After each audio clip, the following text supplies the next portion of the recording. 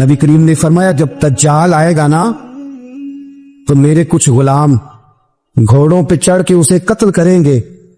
قربان جاؤں محبوب کے انداز گفتگو پہ، حضور فرمانے لگے وہ جو میرے غلام اسے قتل کریں گے نا، میں ان غلاموں کے نام جانتا ہوں۔ فرمایا میں ان کے باپوں کے نام بھی جانتا ہوں، فرمایا میں ان کے قبیلے بھی جانتا ہوں۔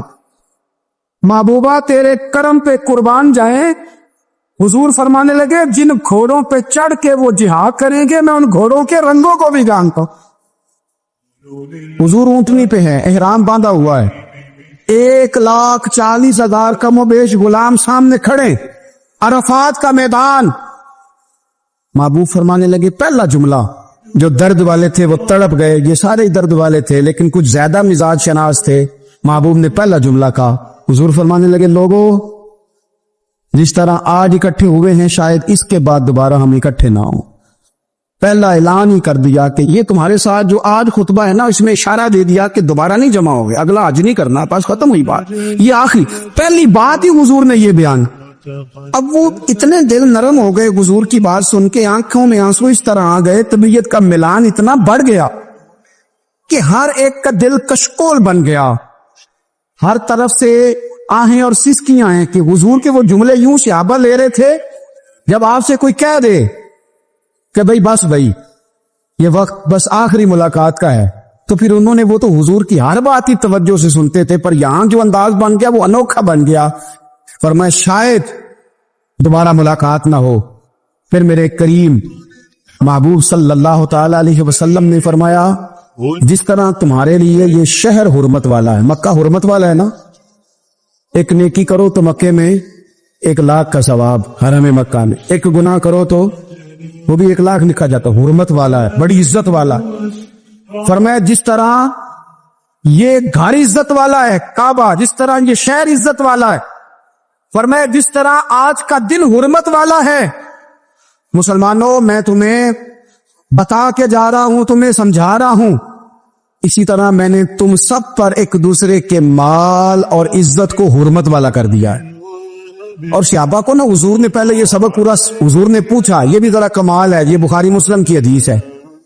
حضور نے صحابہ سے پوچھا 9 ذی الحج ہے، جمعے کا دن ہے، ذی الحج کا مہینہ ہے، سب کو پتہ ہے، لیکن نا آپ جمعہ پڑھنے ہیں تو میں آپ سے کہوں کہ آج آپ کون سا دن ہے تو آپ کہیں کہ جناب جمعہ ہے، جی آدمی جمعہ پڑھا رہے ہو، لیکن جو صحابہ کا انداز ہے وہ اور ہے۔ حضور نے پوچھا آج یہ کون سا مہینہ ہے، یہ ادب ہے، یہ مقام ہے، یہ وہ مقام ہے جہاں بہت سارے صرف عقل والے بندے جو ہوتے ہیں نا وہ بیچارے گرتے پھڑتے ہیں، کہتے ہیں جی بات آتی ہو تو بتانی چاہیے، یہ کیا بات ہوئی جی، بندہ بولے ہی نا، یہ کیا لیکن کچھ لوگ ایسے ہیں جن کا دھارا ادب کچھ اور ہوتا ہے، انہیں ڈھیروں باتیں بھی آتی ہوں تو ہر جگہ بات کرنے کی نہیں ہوتی، سب جگہ کہانیاں سنانے کی نہیں ہوتی۔ حضور نے فرمایا کون سا مہینہ ہے، قربان جائیں بھیا کو زبان ہو کے کہنے لگے واللہ و رسولہ اعلم، اللہ جانے اللہ کا رسول جانے، سانو تے قید سجن دا گہنا ہے، او جنج رکھے ایسا اونج رہنا ہے، ہمیں کیا پتا، پوچھا کسی نے، لکھا ہے صوفیاء نے، کسی نے پوچھا تمہیں پتہ نہیں، کرنے لگے چپ کر، ہمیں کیا پتا کون سا مہینہ ہے، تو حضور نے فرمایا آج تاریخ کون سی ہے، میں سب کو پتا تھا نا 9 ذی الحج کو حج ہوتا ہے، کون سی تاریخ ہے، کہا واللہ و رسولہ اعلم، اللہ جانے اللہ کا رسول جانے، قربان جائیں۔ حضور نے پوچھا دن کون سا ہے، سب کو پتا ہے جمعہ ہے، کہنے لگے واللہ و رسولہ اعلم، اللہ جانے اور اللہ کا، وہ صحابہ بتا کیوں نہیں رہے، پہلے محبت کہتے ہیں، صحابہ کا جواب یہ تھا ہمیں کوئی مہینوں سے غرض ہے، ہمیں کوئی دن سے غرض ہے، ہمیں کوئی تاریخ سے غرض ہے، حاجیو آؤ شہنشاہ کا روزہ دیکھو، کعبہ تو دیکھ چکے، کعبے کا بھی کعبہ دیکھو، ہمیں تو محبوب سے غرض ہے۔ مہینہ تھا ذی الحج کا، اگر حضور کہہ دیتے ذی الحج نہیں ذی قعدہ ہے تو ہم نے ذی قعدہ بنا لینا تھا، تاریخ تھی 9، اگر حضور فرما دیتے 11 ہے تو ہم نے 11 ہی بنا لینی تھی، دن تھا جمعے کا، اگر حضور کہتے پیر ہے تو ہمیں کیا لگے، ہمیں تو محبوب کی رضا چاہیے۔ آپ دیکھیں نا ایک صحابی کے ہاتھ ذرا لمبے تھے تو حضور نے فرمایا یا ذوالیدین، اور لمبے ہاتھوں والے، ان سے کوئی پوچھتا نام کیا ہے تو کہتے میرا نام ہے 2 ہاتھوں والا، او بھائی میرے بھی 2 ہیں، تم کیوں 2 ہاتھوں والا، کہنے لگے یہ نہیں مجھے پتا، مجھے نبی پاک نے کہا 2 ہاتھوں والا، تو ٹھیک ہو گئی جو حضور نے نام رکھ دیا. تو حضور سید عالم نے پوچھا, پھر حضور نے حرمت یاد کرائی, فرمایا یاد رکھو یہ دن بھی بڑی عزت والا ہے, جمعے کا ہے, یہ مہینہ بھی بڑی حرمت والا ہے, ذی الحج کا ہے, یہ تاریخ بھی بڑی حرمت والی ہے. لیکن فرمایا جس طرح اس دن کی, اس شہر کی, اس مہینے کی تم نے عزت کرنی ہے, اسی طرح ایک دوسرے کے مال کا, ایک دوسرے کی عزت کا تم نے پاس کرنا. مسلمان بھائیوں, خدا را یہ حضور کہہ رہے ہیں یار, نبی پاک نے کعبہ کے سامنے کھڑے ہو کے فرمایا بیت اللہ تیری بڑی شان ہے, تیرا بڑا مرتبہ ہے, لیکن فرمایا میرے مومن کی عزت رب کی نظر میں کعبے سے بھی زیادہ ہے. ہم کیسے بیٹھ کے یار, ہم کیسے جرات کرتے ہیں کسی کی پگڑی کھولنے کی کونے میں بیٹھ, ہم اپنے گھر بیٹھ کے کسی پر تبصرہ کر گئے, کسی بندہ مومن کی عزت اچھال گئے, بالکل پتا نہیں تھا بات کا, ہم نے کہانی بنا دی پوری کی پوری, داستان فرائی کر گئے. صبح سے شام تک ہماری گپ شپ کا عنوان کیا ہے؟ کسی نہ کسی کا شکوہ, کسی نہ کسی کی شکایت, یہ ہماری گپ شپ ہے. خدا را حضور نے تو خطبہ حجۃ الوداع میں پہلا سبق یہ دیا تھا کہ میرے جانے کے بعد ایک دوسرے کی عزت کرنا, اور اسی خطبے میں ایک جگہ پہ فرمایا یہ نہ ہو کہ میرے جانے کے بعد تم ایک دوسرے کی گردنیں مارنے لگ جاؤ. ایک دوسرے کی عزتوں کا خیال کرنا, پاس کرنا. مسلمانوں, میرے عزیز بھائیوں, بزرگوں, عزتوں کا دفاع شروع کریں. تھوڑی دیر کے لیے اپنی زبان لوگوں کے اوپر تبصرہ کرنے سے کنٹرول میں لائیں. کچھ چیزیں ایسی, میں مختلف شہروں میں جاتا ہوں, جس شہر میں گئے وہاں لوگوں نے یہ کہا جناب یہاں جو مولانا ہے نا, بعض لوگ یہ باتیں بڑی چسکے لے کے سنتے ہیں, یہاں جو مولانا ہے نا وہ کچھ نہیں کرتے, آپ بڑے اچھے ہیں, یہاں جو پیر صاحب ہیں وہ بڑے گڑبڑ ہیں, آپ بڑے اچھے ہیں. تو میں ان سے کہتا ہوں کہ میں اس لیے اچھا ہوں کہ میں تھوڑی دیر کے لیے آیا ہوں, میں نے چلے جانا ہے. اور دوسری بات یہ کہ مجھے آپ جتنا مرضی اچھا کہہ لیں, میں نے رخصت ہو جانا ہے 2-3 گھنٹوں کے بعد. یہاں جس آدمی کا آپ شکوہ کر رہے ہیں نا, آپ اس کو جنازے کے لیے خبر کریں نہ کریں, اسے پتہ چل گیا نا محلے میں جنازہ ہو گیا, تو اسے کوئی کام بھی ہوا تو اس نے کہنا یار نہیں محلے میں فوتگی ہوگی, میں نے جنازہ پڑھانا ہے, اس نے جانا نہیں. تو کمزوریاں تو سب جگہ ہوتی ہیں, لیکن ان کمزوریوں کی وجہ سے آپس میں بغض پیدا کر لیا جائے گا. اور پھر کمال بات ہے نا کہ اپنی ساری کمزوریوں سمیت اپنے آپ سے پیار ہے, اپنے آپ سے محبت ہے, اور دوسرے کی ایک کا پتہ چل جائے تو ہمیں گھن آنے لگ جاتی. تو حضور نے خطبہ حجۃ الوداع کے موقع پر یہ بات ارشاد فرمائی. دوسرا حضور نے فرمایا لوگوں یاد رکھنا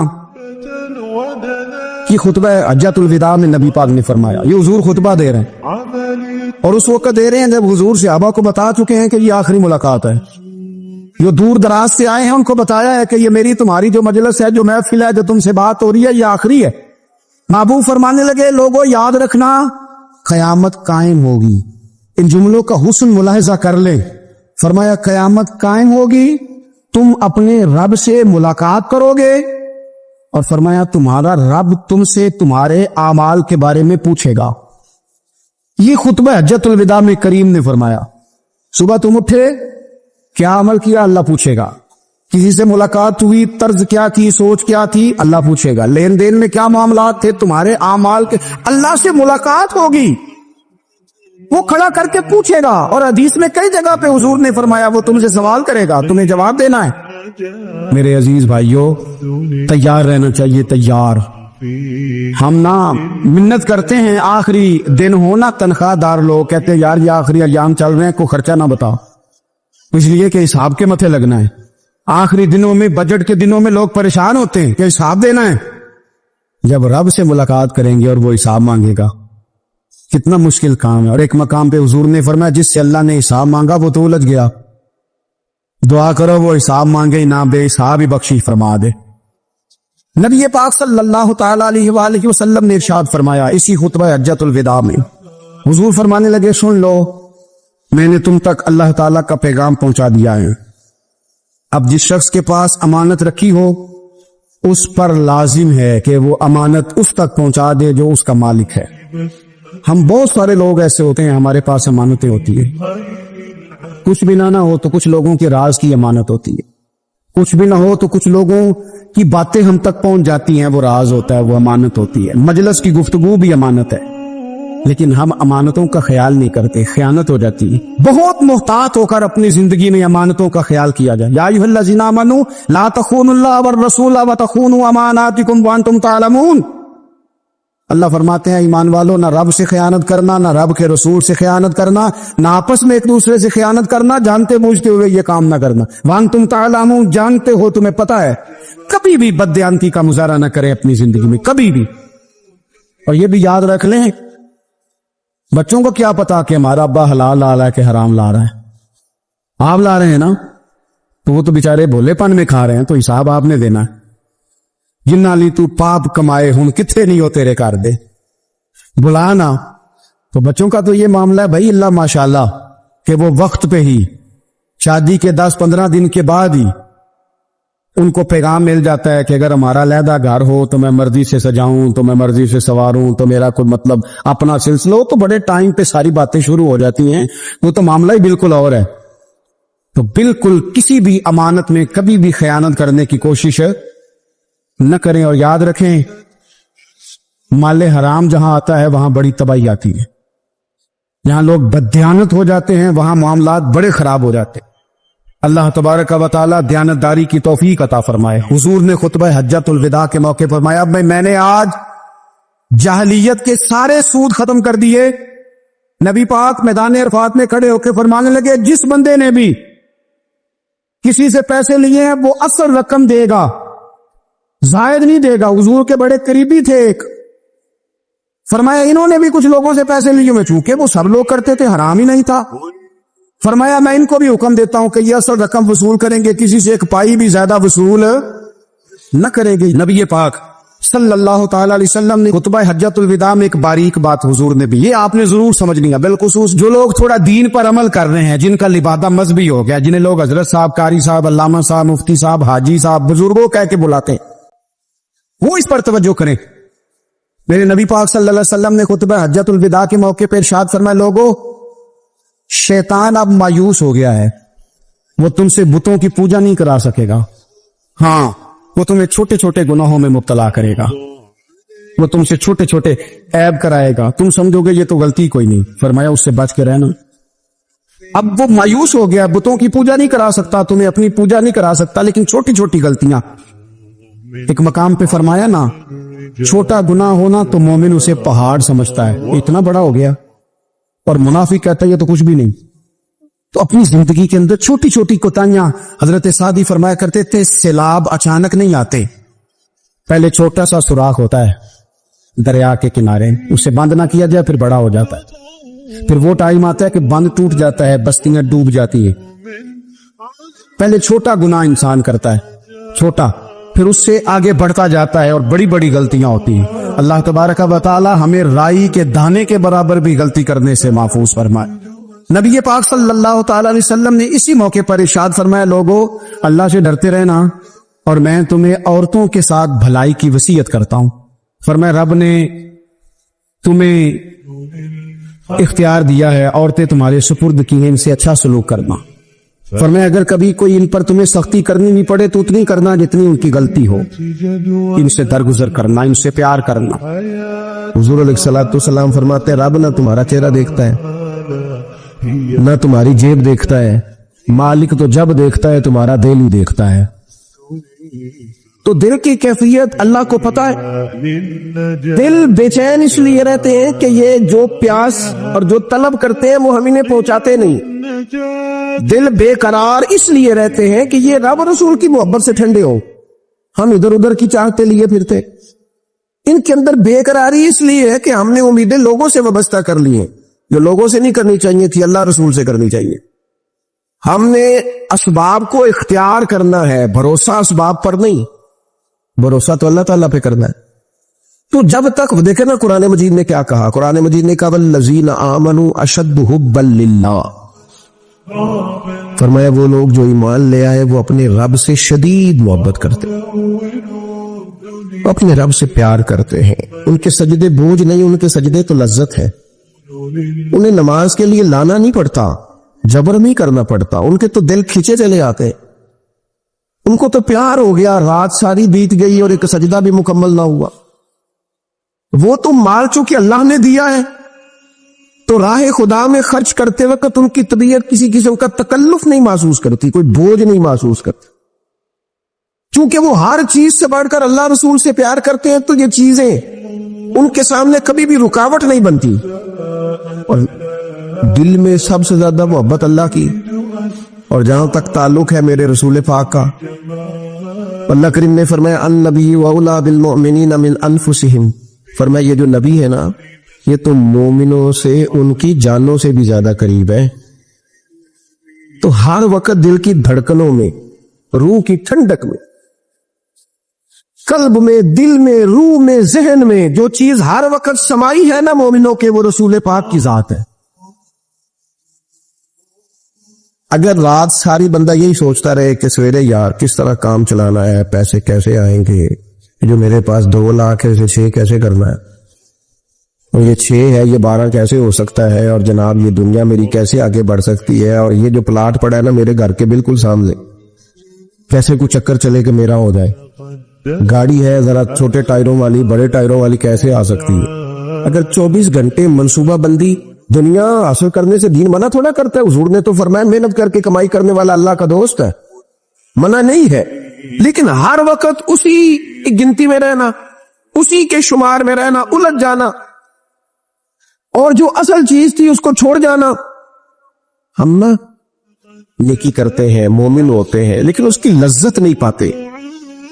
یعنی اگر نماز پڑھ کے بھی بندہ قرار نہ حاصل کرے، اگر وہ خیرات کر کے بھی اس کی ٹھنڈک نہ محسوس کرے، مسجد آ کے، محفل کرا کے، محفل میں بیٹھ کے، پھر بھی اس سے کوئی روحانیت نہ پا سکے، اس نے 20 علماء سنے، اس نے درجنوں خطباء سنے، اس نے ساری زندگی گزار دی، لیکن اس کے دل کی کیفیت ہی نہ بدلی، وہ لذت خاص ہی اسے نصیب نہ ہو، تو پھر اسے سوچنا چاہیے نا کہ دل میں نا اللہ تعالیٰ نے نا ہر چیز 2 بنائی ہے، ہونٹ 2، آنکھیں 2، کان 2، ہاتھ 2، پیر، دل اللہ نے ایک ہی بنایا۔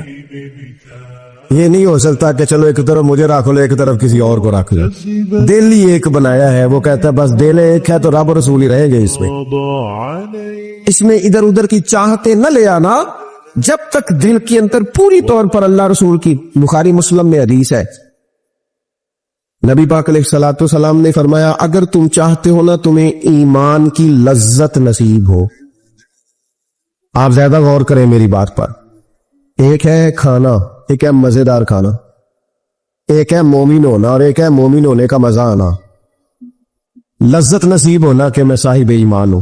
فرمایا اگر تم چاہتے ہو کہ تمہیں ایمان کی لذت نصیب ہو، یہ حدیث آپ نے بولنی نہیں بخاری مسلم میں، اگر چاہتے ہو کہ ایمان کی لذت نصیب ہو تو 3 کام کرو۔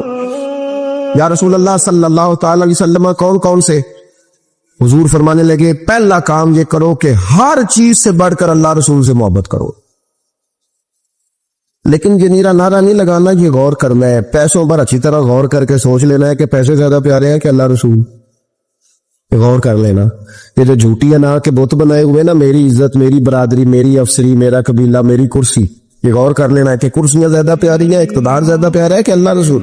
ایک طرف رسول اللہ کی شریعت اور ایک طرف تیری برادری کے رسم و رواج، لیکن شادی والے دن رسم و رواج جیت گئے، کدھر گئی تیری محبت رسول؟ وہ صرف محفل والے دن تھی، ربیع الاول شریف میں تھی۔ ہم تو دیندار سمجھتے ہی اس کو ہیں جس کے گھر میں شادی ہو تو پتہ چلتا ہے کتنا دیندار ہے، محفل میں تو سارے دیندار ہوتے ہیں، یہ تو پتہ ہی تب چلتا ہے جب کسی کا انتقال ہو جائے یا گھر میں کوئی خوشی آئے کہ اب یہ کتنا دیندار ہے، اب پتہ چلے گا۔ مسجد میں تو سارے دیندار ہیں۔ فرمایا اگر چاہتے ہو کہ لذت ایمان نصیب ہو تو ہر چیز سے بڑھ کر اللہ رسول سے پیار کرو، اور دوسرا فرمایا جس سے بھی پیار کرو نا اللہ رسول کی رضا کے لیے کرو، شکریہ کا تکلف بھی چھوڑ دو، وہ میرا احسان مانے گا یہ بھی چھوڑ دو، میری تعریف کرے گا یہ بھی چھوڑ دو، فقط اللہ رسول کی رضا کے لیے رشتے بنانے شروع کرو، مومن ہونے کا مزہ آئے گا۔ جتنے ہم شکوے کرتے ہیں نا رشتہ داروں کے، بھائیوں کے، قبیلوں کے، برادریوں کے، یہ سارے ختم ہو جائیں اگر ہم محبت اللہ رسول کی وجہ سے کرنی شروع کر دیں۔ اگر بنیاد اللہ رسول کی رضا ہو تو ہماری طبیعتوں میں کسی کے لیے نفرت پیدا نہ ہو، بے ادبی پیدا نہ ہو، کوئی ایسا ماحول نہ آئے۔ کیوں؟ کہ ہم ڈائریکٹ پیار ہی نہیں کرتے. ہم جس سے بھی پیار کرتے ہیں درمیان میں رب رسول کو رکھ کے کرتے ہیں. اور حضور فرماتے ہیں قیامت کے دن رب اعلان کرے گا, اللہ فرمائے گا وہ کہاں ہیں جو دنیا میں میری رضا کے لیے آپس میں پیار کرتے تھے. یا اللہ کیا ملنے والا ہے؟ اللہ فرمائے گا آج میرے عرش کے سائے کے علاوہ سایہ کوئی نہیں. جو دنیا میں میری رضا کے لیے آپس میں پیار کرتے تھے انہیں آج میں اپنے عرش کا سایہ عطا کروں گا. تو اگر ایمان کی لذت چاہتے ہو, ایک تو ہر چیز سے بڑھ کے اللہ رسول سے پیار کرے, ایک جس سے بھی پیار کرے اللہ رسول کے لیے کرے, اور دوسرا فرمایا مومن ہونے کے بعد, کلمہ نصیب ہونے کے بعد, ایماندار ہونے کے بعد کفر کی طرف جانا اتنا ناپسند کرے, اتنا ناپسند کرے جتنا کوئی آگ میں جانا ناپسند کرتا ہے, اتنا ناپسند. اگر یہ ذہن بن گیا پھر لذت نصیب. میں آپ سے عرض کروں میرے عزیزوں, ہم نا تھکی تھکی سی زندگی گزارتے ہیں, بور سا وقت گزارتے ہیں, الجھے ذہن رہتے ہیں, بکھری سوچے رہتے ہیں, ٹوٹے خیالات, پختگی نہیں باتوں میں, مضبوط نہیں افکار. کسی نے مشورہ دیا تو 10 منٹ کچھ اور سوچ لیا, اگلے سے بات کی تو پھر پچھلے کی بات ختم ہو گئی. اپنی زندگی میں مضبوطی نہیں. تو خدا کے بندو, ہمیں تو ایک سادہ سا اسلوب دے دیا گیا ہے کہ تم ہر چیز سے بڑھ کے رسول پاک سے محبت کرو. تو جب پوری طرح وہ محبت نصیب ہو جائے گی, جب پوری طرح وہ چاہت مل جائے گی, جب پوری طرح وہ خلوص نصیب ہو گیا, للہیت مل گئی, اللہ رسول کی بارگاہ نصیب ہو گئی, آپ یقین کریں حضور کی محبت بندے کو پکا کر دیتی ہے, اس کی سوچوں کو مضبوط کر دیتی ہے, اس کے اندر استقامت لاتی ہے رسول اللہ کی محبت. انسان طاقتور ہو جاتا ہے. میں تقریر نہیں کر رہا, جذبات کا اظہار کر رہا ہوں. میں آپ سے داد نہیں چاہتا, میں آپ کی ذہن سازی چاہتا ہوں. آپ بھلے میری بات پر کوئی سبحان اللہ ماشاءاللہ نہ کہیں, لیکن میرے درد دل کو سمجھے میں کیا کہنا چاہتا ہوں. دوستو, حضور کی محبت مضبوط کرتی ہے, مضبوط طاقتور کر دیتی ہے. نہ سمجھ آئے تو سیدنا بلال سے پوچھ کے دیکھو, مار پڑتی جاتی ہے, محبت طاقتور ہوتی جاتی ہے, تانے ملتے جاتے ہیں, محبت مضبوط ہوتی جاتی ہے. نہ سمجھ آئے تو سیدنا سلمان فارسی سے پوچھو.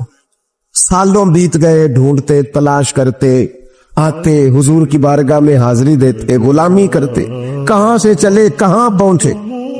اگر نہ سمجھ آئے تو حضرت خبیب سے پوچھو, نہ سمجھ آئے تو بدر میں جا کے شہید ہونے والوں سے پوچھو جی محبت کتنا طاقتور کرتی ہے.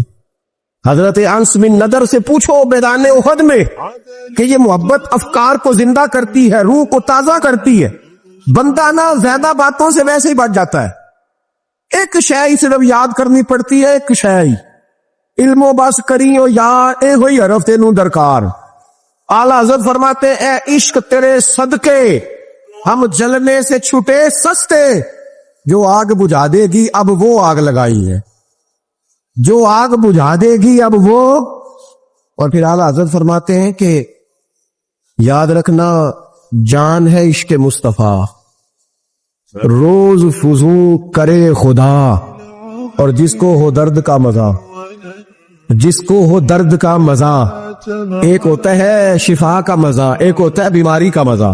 یہ حضور کی محبت کی وہ والا درد ہے کہ یہ مزیدار ہے. اعلیٰ حضرت فرماتے جان ہے عشق مصطفیٰ, روز فضو کرے خدا.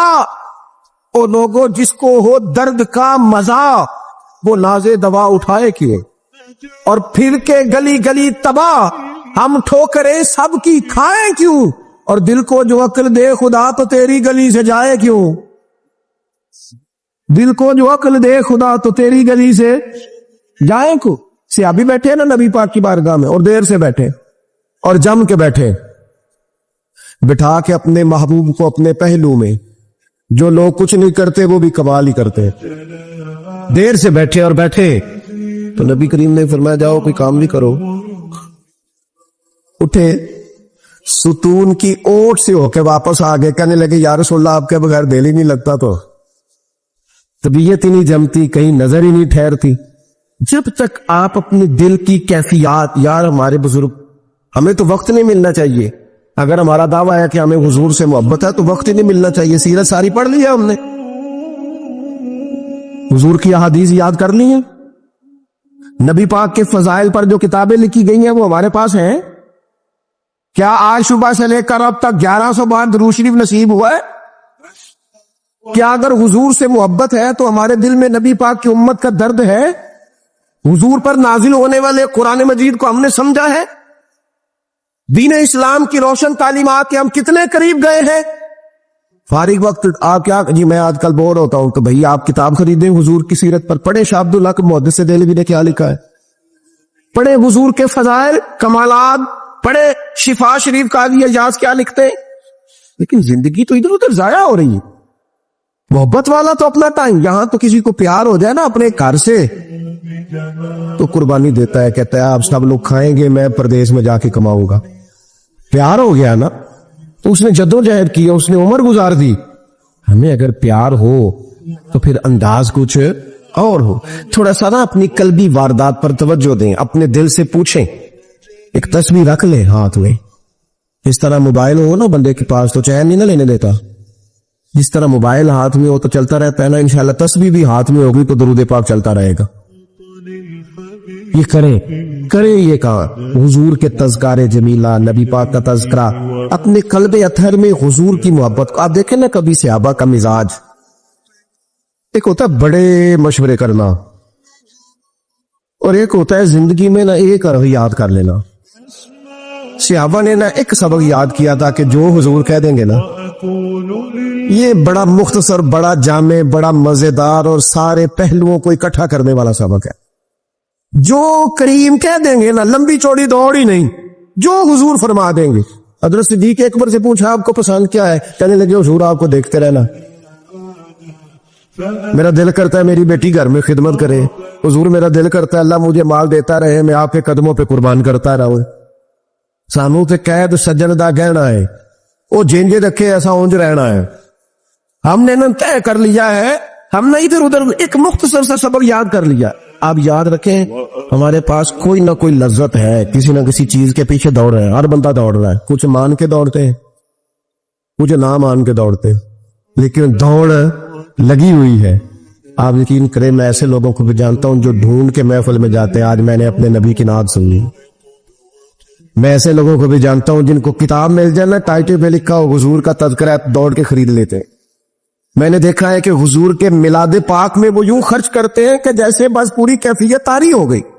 نبی پاک کی نسبت جہاں نظر آئی، حضور کے اصحاب کی بات آئی یا اولاد کی بات آئی، امت کے اولیاء کی بات آئی یا علماء کی بات آئی، دین کے طلباء جو مدرسوں میں پڑھتے ہیں ان کی بات، جہاں ذکر آیا ہم نے نہ کبھی قطرے پہ غور کیا اور نہ دریا دیکھا، بس جہاں تیری جھلک دیکھی وہیں ڈوب گئے. اپنے دل میں اس محبت کو پیدا کریں. میں آپ سے عرض کروں اولادیں بھی پریشان ہیں ہماری. ہم نے بچوں کو پیسے دیے، ٹائم نہیں دیا. ہم نے بچوں کو گھر دیا ہے، خاندانی ماحول نہیں دیا. اب شکوہ صرف بچے سے نہیں کہ وہ موبائل پہ ہے، ابا بھی تو موبائل پہ ہی ہے نا، وہ بھی تو نہیں نا چھوڑ رہا. بچے جو چھوٹے موٹے سوالات اپنے ماں باپ سے پوچھتے تھے تو ایک خاندانی روایات، ان کا حسن منتقل ہوتا تھا، وہ اب رخصت ہو رہا ہے. بچے اپنے گھروں میں، آپ کو پتا ہے کہ صحابہ کی اولادیں کیوں جان قربان کرتی تھی نبی پاک پہ؟ انہوں نے گھر میں جو دیکھا تھا نا اپنے ماں باپ کو کرتے تو وہ تیار تھے. ایک سے ایک بڑھ کر تھا. حضرت عمر بن جموح جنگ میں آئے تو چاروں بیٹوں سمیت آئے، اولادیں ساتھ آئیں ان کی. کیوں؟ انہوں نے اپنے بچوں کو وقت دیا، ٹائم دیا، ان کی تربیت کی. دیکھیں ایک ہے میں تقریر کروں، تقریر سے بھی بچے سیکھیں گے. ایک ہے کہ جو ان کا باپ کرتا ہے. میں اکثر ایک مثال دیتا ہوں، میں کہتا ہوں کہ کئی دفعہ گھر میں نا اماں کہتی پتر چپ کر جا، تیرا ابا آج کل پریشان ہے، ناراض ہو جائے گا، چپ کر، ابھی بات نہ کرنا، کاروباری ٹینشن چل رہی. ہوتا ہے کہ نہیں؟ پتر آج نہ بات کرنا، آج تیرے ابا جی کا موڈ نہیں ٹھیک ہوتا ہے نا. تو کبھی کبھی یوں بھی ہونا کہ ابا بستر میں رو پڑے تو پتر اٹھ کے جا کے پوچھے اماں جی خیر ہے، تو اماں بھی رو پڑے. اماں بتاؤ تو صحیح ہوا کیا؟ تو اماں کے پتر تمہارے باپ کو نا حضور کا مدینہ یاد آ رہا. آپ یقین کریں یہ رنگ اولاد پہ وہ رنگ چڑھائے گا، یہ انداز وہ انداز سکھائے گا. ابا پیسوں کے لیے تو روز روتا ہے، زمینوں جائیدادوں کے لیے روتا ہے, میرا کاروبار نہیں چلتا روتا ہے. کاش یہ کبھی حضور کی محبت میں روئے, یہ کبھی اس درد سے تڑپے, کبھی اس کی وہ کیفیت بنے. تو بچے کو کہنا نہیں پڑے گا, اپنوں کے تو آنسو دیکھ کے بندے کے آنسو آ جاتے ہیں. حضرت ذوالقرنین رضی اللہ تعالیٰ عنہ, اللہ تعالیٰ نے انہیں زمین میں اقتدار دیا تھا. 4 لوگ دنیا میں ایسے ہو چکے ہیں جنہیں اللہ تبارک و تعالیٰ نے پوری دنیا میں اقتدار دیا. ایک وقت میں پوری دنیا کا ایک ہی بادشاہ. 2 مسلمان تھے, 2 کافر. مسلمانوں میں حضرت سلیمان علیہ السلام اور جناب ذوالقرنین علیہ السلام, اور کافروں میں بخت نصر اور نمرود. یہ 2 لوگ ہیں جنہیں اللہ نے پوری دنیا میں اقتدار دیا, اور پھر اس کے بعد آنے والے وقت میں اللہ تعالیٰ امام مہدی کو سارا اقتدار عطا فرمائے گا پوری دنیا کا. حضرت ذوالقرنین کے بارے میں 2 روایات ہیں. ایک تو یہ ہے کہ وہ نبی تھے, اور ایک یہ ہے کہ نہیں وہ ولی تھے. لیکن مجھے حضرت مولا علی شیر خدا رضی اللہ تعالیٰ عنہ کا قول ملا ہے جس میں آپ نے فرمایا کہ نہیں وہ نبی نہیں تھے. تو اس لیے میرا نظریہ یہی ہے کہ وہ اللہ کے ایک نیک بندے تھے. اللہ نے انہیں پوری زمین میں اقتدار دیا.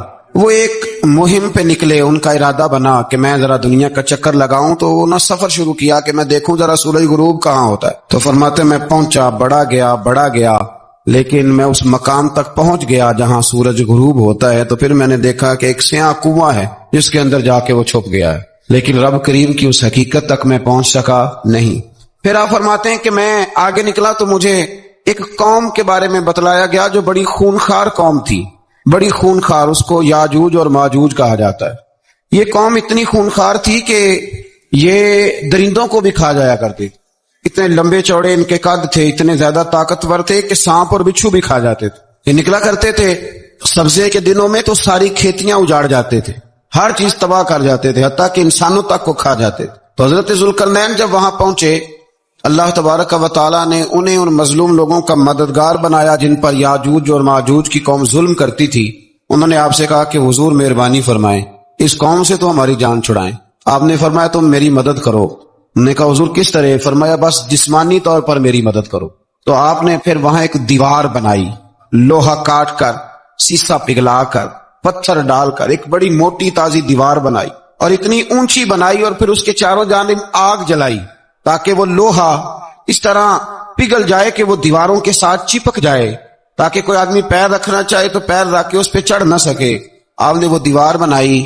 اب اس قوم کا حال یہ ہوا کہ وہ اس کے اندر قید ہیں. وہ صبح جب اٹھتے ہیں تو اس کو توڑنا شروع کرتے ہیں, توڑتے رہتے ہیں. تو جب شام ہوتی ہے تو ان میں سے ہر روز ایک شخص کہتا ہے اتنی رہنے دو, باقی کل کریں گے. لیکن جب وہ سویرے اٹھتے ہیں تو اللہ تعالیٰ اس دیوار کو پھر سے مضبوط فرما دیتا ہے. نبی کریم علیہ السلام نے فرمایا قرب قیامت میں ایک وقت آئے گا, قیامت کے قریب جا کے ایک ٹائم ایسا آئے گا کہ اس مخلوق میں سے ہی ایک شخص پکارے گا, اور پکار کے کہے گا کہ اب سو جاؤ انشاءاللہ. اللہ ان کی زبان پہ جاری کہے گا اب سو جاؤ, اور سویرے انشاءاللہ یہیں سے شروع کریں گے. تو فرمایا وہ چونکہ انشاءاللہ کہیں گے تو پھر اللہ تبارک و تعالی اگلے دن اس دیوار کو وہیں پہ رکھے گا جہاں رات کو انہوں نے اسے چھوڑا تھا. اگلے دن وہ توڑیں گے تو دیوار ساری ٹوٹ جائے گی, اور پھر اللہ تبارک و تعالی کا فضل ہوگا تو مسلمان کی طرف وہ بڑھیں گے, وہ قتل و غارت کریں گے, پھر سے وہی درندگی کریں گے.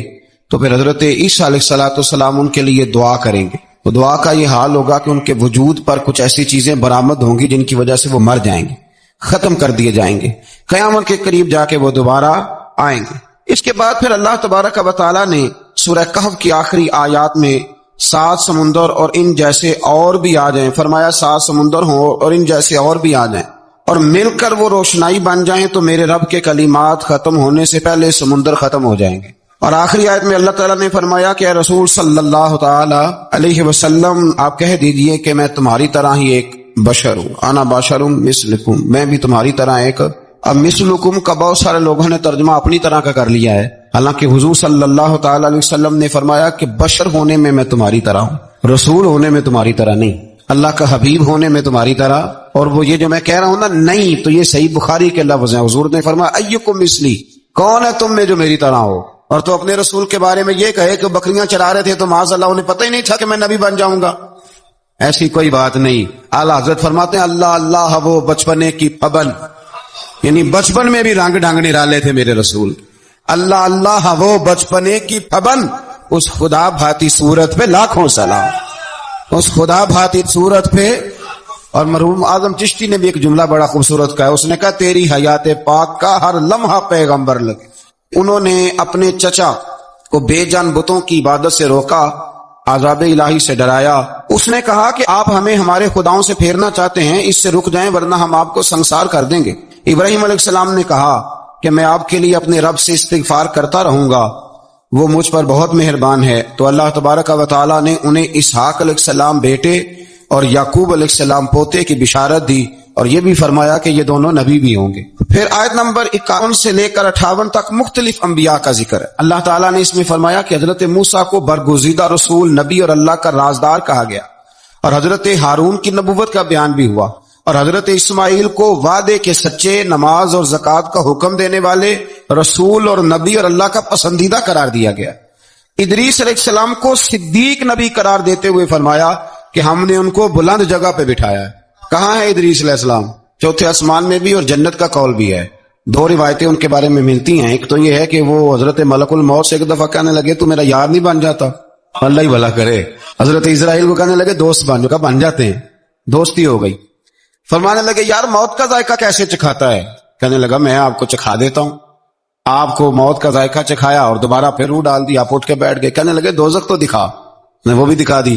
فرمایا جنت تو دکھا، جنت بھی دکھائی۔ تو کہنے لگا واپس چلیں، فرمانے لگے اب تو نہیں جانا۔ کیوں؟ فرمایا رب فرماتا ہے ہم فیہا خالدون، جو جنت میں آئے گا یہیں رہے گا۔ میں کہا جناب وہ تو پہلے موت کا ذائقہ چکھنا ہے، پل صراط جو دوزخ کے اوپر ہے وہاں سے گزرنا ہے۔ تو آپ فرمانے لگے یہ دونوں کام میں کر چکا ہوں اور تو نہیں کرائے ہیں، لہذا میں آ گیا ہوں تو میں نے یہیں پہ رہنا ہے۔ اب حضرت ملک الموت علیہ السلام نے عرض کی مالک یہ تیرا بندہ، فرمایا تیری دوست بھی اس کے ساتھ لگی تھی تو میری توفیق سے ہی لگی تھی، اور یہ یہاں تک آئے بھی میری توفیق سے ہی ہے، میرا ارادہ بن گیا انہیں یہاں رکھنے کا۔ میری طلب بھی تو تیرے کرم کا صدقہ ہے، میری طلب بھی تو تیرے کرم کا صدقہ ہے۔ یہ پاؤں اٹھتے نہیں بلکہ یہ آئے جاتے ہیں، تو یہ بھی تو اس کا کرم ہوتا ہے نا کہ وہ کس طرح کر کے کسی کو نوازتا ہے۔ آیت نمبر 59 میں اللہ تعالیٰ کے فرما بردار اور سرکش بندوں کے احوال اور جو ان کے آخرت میں احوال ہوں گے ان کا ذکر کیا گیا ہے۔ آیت نمبر 66 میں بتایا گیا ہے کہ منکرین آخرت حیات بعد الموت کے بارے میں ہمیشہ شک میں مبتلا رہے۔ انہیں یقین ہونا چاہیے کہ مرنے کے بعد دوبارہ وہی خالق زندہ کرے گا جس نے پہلی بار بغیر کسی نام و نشان کے پیدا۔ آیت نمبر 76 میں بتایا کہ جو لوگ گمراہی میں مبتلا ہیں ان کے ابتلا میں اضافے کے لیے مہلت کی مدت بڑھا دی جاتی، اور جو ہدایت یافتہ ہیں ان کو مزید استقامت نصیب ہوتی ہے۔ اللہ کے ہاں ثواب اور انجام خیر کے اعتبار سے باقی رہنے والی نیکیاں سب سے زیادہ بہتر، ایسی نیکیاں کریں جو باقی رہیں ہمیشہ۔ کیا کہتے ہیں؟ صدقہ جاریہ۔ آیت نمبر 81 میں فرمایا کہ مشرکین اس امید پر اللہ کے سوا معبودان باطل کی عبادت کرتے ہیں کہ مشکل میں ان کی مدد کریں گے۔ فرمایا ہرگز نہیں، وہ ان کے دشمن بن کے عبادت کا انکار کریں گے۔ آیت نمبر 88 میں بتایا کہ کفار نے اللہ کی طرف اولاد کی نسبت کر کے نہایت سخت بات کی۔ یہ تو اتنا سنگین جرم ہے کہ اس سے آسمان پھٹ پڑے، زمین شک ہو جائے اور پہاڑ ریزہ ریزہ ہو جائیں۔ مزید فرمایا کہ آسمان اور زمین میں جو کوئی بھی ہے سب اللہ کے حضور بندے بن کے حاضر ہوں گے۔ آیت نمبر 97 میں فرمایا جو لوگ ایمان لائے اور نیک کام کیے عنقریب رحمان لوگوں کے دلوں میں ان کی محبت پیدا فرما دے۔ یہ جو شرک والا معاملہ ہے نا، یہ بڑا سادہ سا ہے۔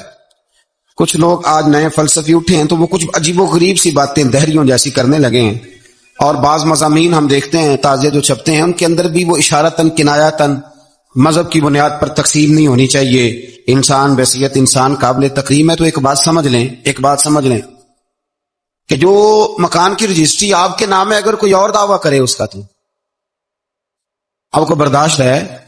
یہ ہو نہیں نہ سکتا میاں۔ ملک میں وزیر کئی ہو سکتے ہیں پر وزیر اعظم ایک ہوتا ہے، اس کو سمجھ لیں۔ تو جب